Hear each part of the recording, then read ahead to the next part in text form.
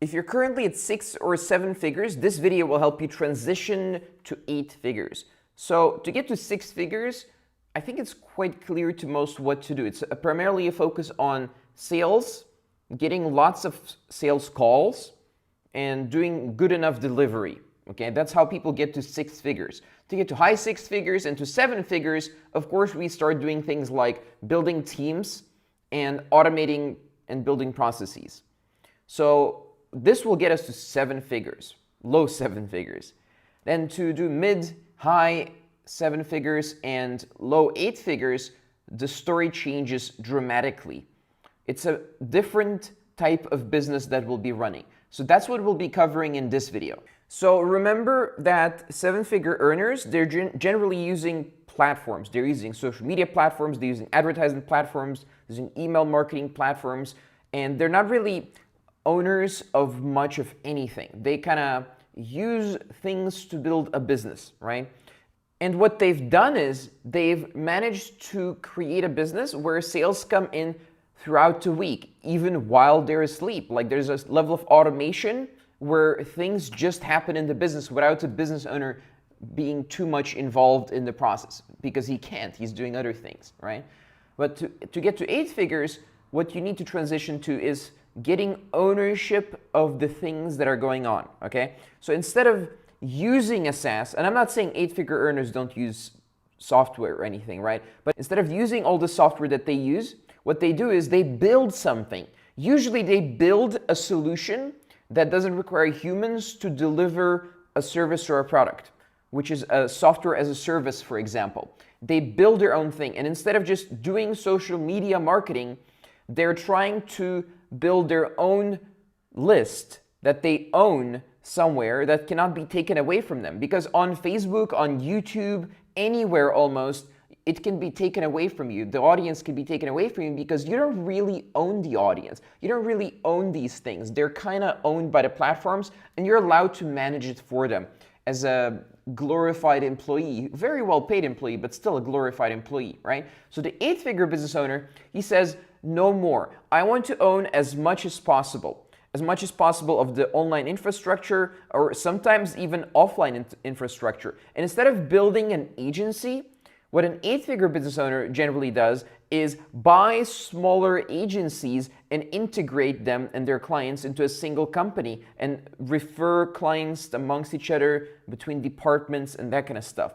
So that builds an 8-figure business. So the 8-figure business owner doesn't rely on the next sale and the next client and the next employee or anything like that. So at 8 figures, you're actually building assets that are tangible and intangible, which themselves have value. And that means they can be bought, sold, exchanged, combined, leveraged, expanded, and so on. So you're playing a totally different game at 8 figures than at 7 figures and at 6 figures. So you go from thinking about individual consumer and clients to one where you think about quality and value and usefulness of the assets in your portfolio as a business owner. Remember back in the day when Microsoft was selling Windows and when Apple and Google came onto the scene and they started doing their own operating systems and all that kind of stuff? Everyone thought, yup, Microsoft is screwed now. But if you actually look at the market capitalization, at the value of Microsoft these days, it's at least as valuable as those other companies. So why is that? How come Microsoft was able to catch up, and how come Microsoft is not really doing what we think that it's doing anymore? Well, Microsoft stopped just selling a product or service to consumers or businesses. It stopped doing that. And by the way, Microsoft is not an 8-figure business. It's a $1 trillion company these days. But we can still use it as an example because it's an 8-figure business that grew to like its almost maximum potential as far as we know today. So what happened? They're not running traffic to an offer to try to convert prospects to clients. What they're doing is they're building assets, they're building a portfolio, and they're leveraging the different parts of their businesses to create synergies, right? So if they create a console, a gaming console, they're trying to take 50% of the console market and they're trying to integrate that with their other parts of their business. What can we learn here that can be integrated into the other parts of the business to make the other parts of the business better? And then they have a cloud platform, and the cloud platform is basically hosting in the cloud. It's just servers basically, right? And all their software, all their stuff, or all their services, all their devices, everything plugs into the cloud. And the cloud plugs into everything and connects everything together. See, they're creating assets, and they're getting patents, and they're inventing new processes and new automated systems to save people time and to make other people more successful. And they're doing this on a scale that is unheard of. And that is why they're one of the top 3 biggest companies in the world as of this recording. So the people that are heading to 8 figures, who are not at 8 figures yet, but they're heading to 8 figures, what are they doing and what are they thinking and what can you learn from this? Well, before we get into that, I'd like to invite you to subscribe to this channel. Just click the subscribe button and the bell notification icon so you get future updates of videos such as this, and we stay in touch.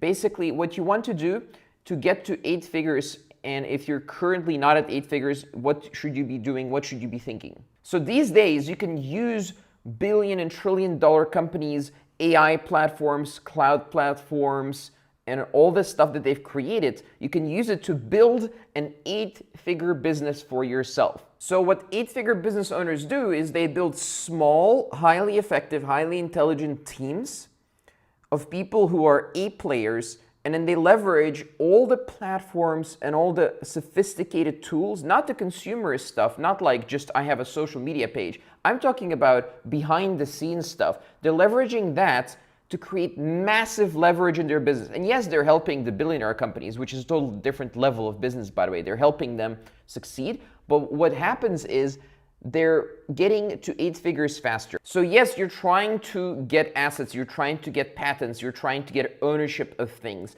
However, as an 8-figure business, you're not a billion-dollar company. So what happens is you're still relying on those bigger companies that have massive infrastructure. Even though you want to own as much as possible, you're somewhere in the middle. So in short, if you want to get to 8 figures and you're not there yet, start thinking of how can you get to people around you that are capable of helping you get there? How can you get people around you and keep people around you that are smarter than you and that can work together as almost, or in reality, co-owners of the business that you're building?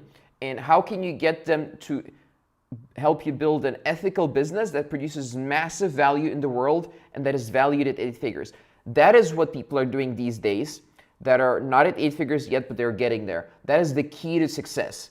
So what I have for you now is a video on how to get to $30,000 per month using simple platforms like Upwork. It's right here. Click on the video and watch this next video. Also, don't forget, click on the subscribe and the bell notification icon if you'd like more free videos. So here's the next video. See you there.